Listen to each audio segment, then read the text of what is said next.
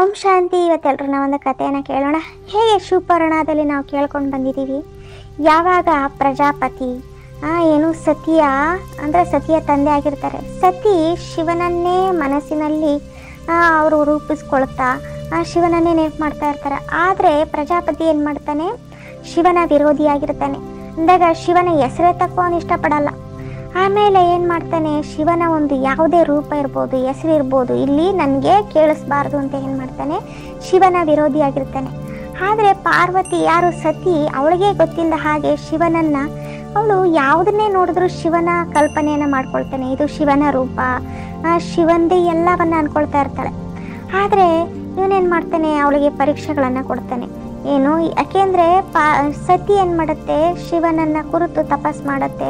ಅವಳಿಗೆ ಗೊತ್ತಿಲ್ಲದ ಹಾಗೆ ಶಿವನನ್ನು ತನ್ನ ಪತಿಯ ರೂಪದಲ್ಲಿ ಸ್ವೀಕಾರ ಮಾಡುತ್ತೆ.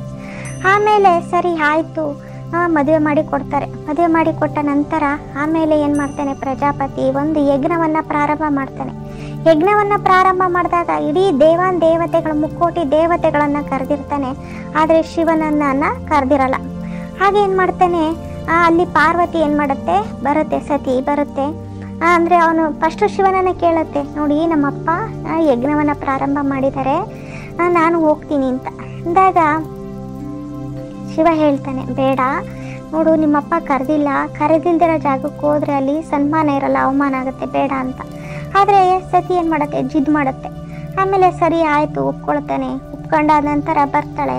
ಯಜ್ಞದಲ್ಲಿ ಬಂದಾಗ ಅಲ್ಲಿ ಪ್ರಜಾಪತಿ ಪಾರ್ವತಿಗೆ ತುಂಬ ಅವಮಾನ ಮಾಡ್ತಾನೆ. ಅಂದಾಗ ಅವಳು ಶಿವನ ನಿಂದನೆಯನ್ನು ಕೇಳಿ ಸುಸ್ತಾಗಿ ಏನು ಮಾಡ್ತಾಳೆ, ವಾಪಸ್ ಮತ್ತೆ ಅವಳು ಶಿವನ ಹತ್ರ ತನ್ನ ಮುಖವನ್ನು ಇಟ್ಕೊಂಡು ಹೋಗೋಕ್ಕಾಗದಲ್ಲ ಏನು ಮಾಡ್ತಾಳೆ, ಅವಳು ತನ್ನ ಒಂದು ಸ್ಮೃತಿಯಿಂದ ಅವಳ ಒಂದು ಶಕ್ತಿಯನ್ನು ಇಮರ್ಜ್ ಮಾಡ್ಕೊಳ್ತಾ ಹೇಳ್ತಾಳೆ, ನೀನು ಹೇ ಪ್ರಜಾಪತಿ, ನೀನಿಗೆ ಎಷ್ಟು ಅಹಂಕಾರ, ಶಿವನ ನಿಂದನೆಯನ್ನು ಮಾಡಿ ಪಾಪ ಕಟ್ಕೊಳ್ತಾ ಇದೆಯಾ.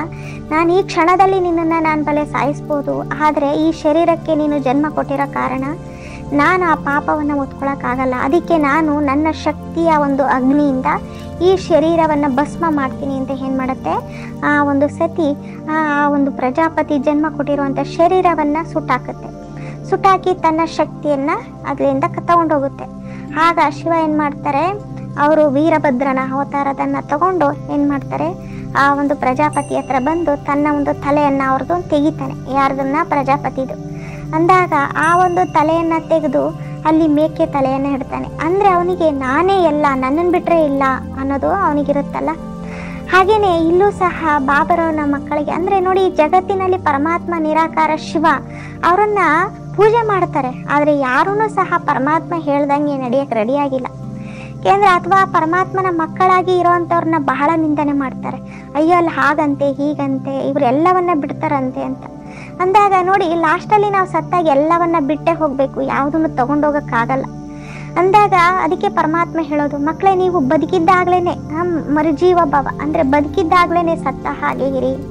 ಅಂದರೆ ಯಾವುದಕ್ಕೂ ಅಂಟ್ಕೋಬೇಡಿ, ಎಲ್ಲದರಲ್ಲೂ ಎಲ್ಲರ ಜೊತೆ ಇರ್ತಾ ಎಲ್ಲವನ್ನ ಯೂಸ್ ಮಾಡ್ತಾ ನೀವು ಹೇಗೆ ಈ ಜಗತ್ತಿನಲ್ಲಿ ಇದ್ರೂ ಸಹ ಇಲ್ದ ಹಾಗೆ ಇರಿ ಅಂತ ಹೇಳ್ತಾರೆ.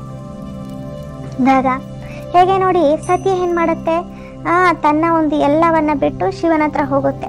ಆಮೇಲೆ ಮತ್ತೆ ಅಲ್ಲೇನು ಮಾಡುತ್ತೆ, ಅದು ಹೋಗಿ ಯಾವಾಗ ಈ ಜಗತ್ತಿನಲ್ಲಿ ಬರೀ ಮನುಷ್ಯರು ಬರೀ ಏನು ಮಾಡ್ತಾರೆ, ನಿಂದನೆಯನ್ನು ಮಾಡ್ತಾ ಹೋಗ್ತಾರೆ, ಶಿವನ ನಿಂದನೆಯನ್ನು ಮಾಡ್ತಾರಲ್ವ. ಅಂದಾಗ ಇಲ್ಲಿ ನೋಡಿ, ಎಲ್ಲವನ್ನ ಬಿಟ್ಟು ಏನು ಮಾಡ್ತಾರೆ, ಪರಮಾತ್ಮನ ಹತ್ರ ಬರ್ತಾರೆ.